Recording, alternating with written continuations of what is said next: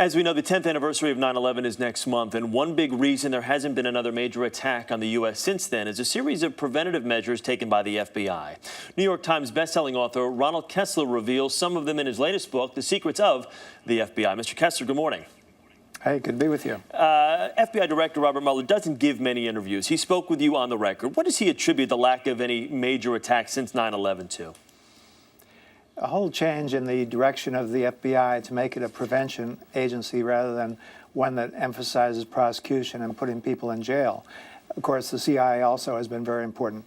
But what he says, even though al-Qaeda has been degraded, what keeps him up at night is still the possibility of a WMD attack or attack on airplanes, because it really doesn't take a whole lot to pull off one of these attacks. You've learned a lot about a group known as TAC Ops, Tactical Operations. Can you tell us what they do?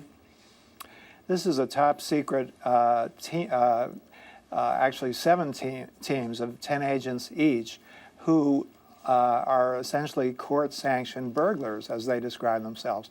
They break into homes, offices, even embassies to plant bugging devices and snoop into computers. Could be terrorists, could be mafia figures, and all secret, of course. They will check out the premises for weeks. They'll find out if there are any dogs. If there are, they'll have a veterinarian prescribe the right amount of tranquilizer based on a photograph. They'll shoot the dog with a dart gun with the tranquilizer and put him out, and then at the end, they'll wake him up. They will actually create false fronts to homes or offices, and then behind those false fronts, in the middle of the night, they will pick the locks. Yeah, and that was kind of how they were able to bring down John Gotti, too, using some of those false fronts, correct? They, in that case, they installed electrical outlets that actually were bugging devices. The FBI actually showed me a real bug. It's the size of a postage stamp.